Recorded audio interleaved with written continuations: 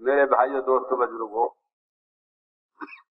ये पहली बात है कि निजाम है कुदरत को समझने के लिए कुदरत का यकीन आना जरूरी है।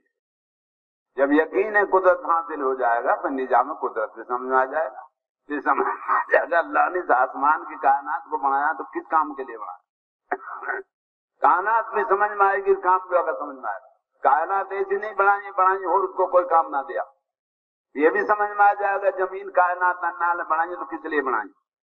औरत एक मखलूक है, मर्दों में वो बनाए तो किस लिए बनाए, मर्द बनाए तो किस लिए बनाया, सूरज बनाए तो किस लिए बनाया। सूरज भी समझ में आ जाएगा, सूरज का बनाने का मकसद भी समझ में आ जाएगा। चांद भी समझ में आएगा, चांद का बनने का मकसद भी समझ आ जाएगा। जमीन भी समझ में आ जाएगी, जमीन का मकसद भी समझ आएगा।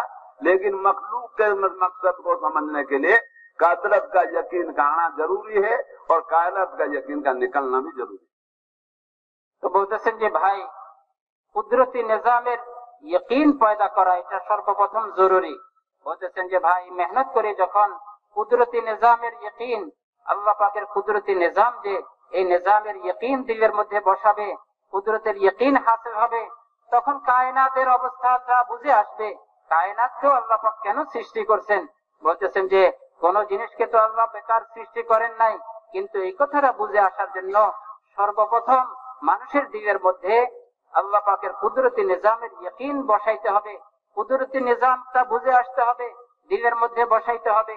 যখন দিলের মধ্যে কুদরতি নিজামের ইকিন বসবে, কুদরতের ইকিন বসবে, আল্লাহ পাকের ক্ষমতার শক্তির ইকিন বসবে, তখন কায়নাতের নিজামের অবস্থানটা বুঝে আসবে। কায়নাতের নিজামকে কেন আল্লাহ সৃষ্টি করছেন এই কথাটা বুঝে আসবে। আসমানকে আল্লাহ কেন সৃষ্টি করছেন, জমিনকে আল্লাহ কেন সৃষ্টি করছেন, মাতা পিতাকে আল্লাহ কেন সৃষ্টি করছেন।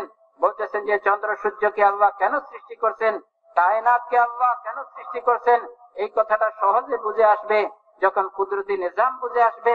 কুদরতি নিজামের ইকিন দিলের মধ্যে বসবে, তখন কায়নাতের অবস্থানটা এবং কায়নাতকে কেন আল্লাহ সৃষ্টি করছেন এই সব কিছু সহজে বুঝে আসবে। मेरे भाइयों दोस्तों बुजुर्गों, जब हमारे पास 3-4 फुट का जिस्म है, अभी तो हम इसके निजाम को नहीं समझ बरत रहे हैं, समझते नहीं। जो आदमी जिसमें इंसानी का निजाम नहीं समझेगा वो खुदा की कायनात का निजाम कैसे समझ जाए। आखिर अल्लाह ने जिस्म में बनाया, क्या क्या बनाया। आंख बनाई देखने के लिए, कान बनाया सुनने के लिए, जबान बनाई बोलने के लिए, नाक बनाए सूंघने के लिए, हाथ बनाया पकड़ने के लिए, पैर बनाए चलने के लिए। जब आदमी अपने जिस्म को निजाम की कुदरत निजाम को जिस्म में नहीं समझ सकता तो बाहर की मखलूक के निजाम को कैसे समझेगा। अभी तो अपने जिस्म से निजाम से ना वाकिफ है और अपनी मिलके समझ के चीज इस्तेमाल कर रहा। आंख को अपनी मिलके समझता है, काई की अमानत नहीं समझता। जबान को अपनी मिलके समझता है, जो चाहे बोलता है।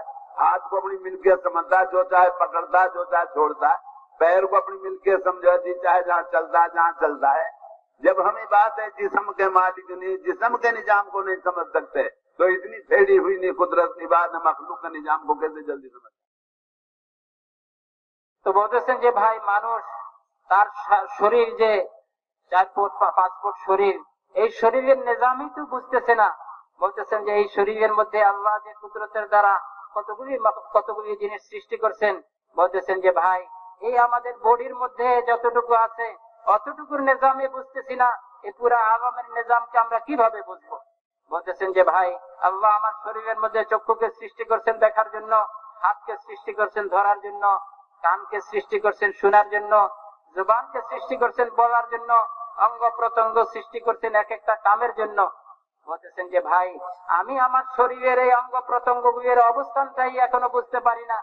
এইগুলিকে সৃষ্টি করছে আল্লাহ দিচ্ছেন। এখন আমি হাতকে আমার মিলকিয়ত মনে করি, আমার মালিকানা জিনিস মনে করি, যেটা মনে চাইতেছে ধরতেছি, যেটা মনে চাইতেছে আমি করতেছি। বলতেছেন যে ভাই, হাতকে তো এই কামে সৃষ্টি করা হয় নাই। হাতের মধ্যেও তো আল্লাহ জাল্লা শানুহুর বলতেছেন যে হুকুম রয়ে গেছে। চক্ষুকে আমার স্বাধীনতা, আমার জিনিস মনে করি, আমার মালিকানা জিনিস মনে করি, আমার স্বাধীন মতো ব্যবহার করতেছি। চোখকে কি আল্লাহ এই জন্য আমাকে দিচ্ছেন? হাতকে কি এই জন্য আল্লাহ আমাকে দিচ্ছেন? জবান কি এই জন্য আল্লাহ আমাকে দিচ্ছেন? আমি জবানের দ্বারা যা মনে চাইবো বলবো, যেটা মনে চাইবো করবো, বলতেছেন যে ভাই আজকে আমি আমার মনে করি আমার মন মতো ব্যবহার করতেছি, পাওকে আমার মনে করি আমার মন মতো ব্যবহার করতেছি, তো আমি তো আমার বডির নিজামটাই বুঝলাম না, পুরা দুনিয়ার নিজাম কিভাবে বুঝবো? তিনি বলতেছেন যে ভাই আমি এই 3.5 হাত বডির আমার নিজামটা আমি বুঝলাম না, তাহলে এই যে কায়নাতের এত বড় নিজাম এটা কিভাবে আমি বুঝবো?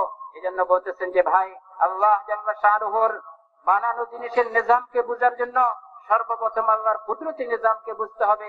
আল্লাহর কুদরতি নিজাম যখন বুঝে আসবে, আল্লাহর কুদরতের ইয়াকিন দিলের মধ্যে বসবে, তখন কায়নাতের নিজাম আমাদের সহজে বুঝে আসে।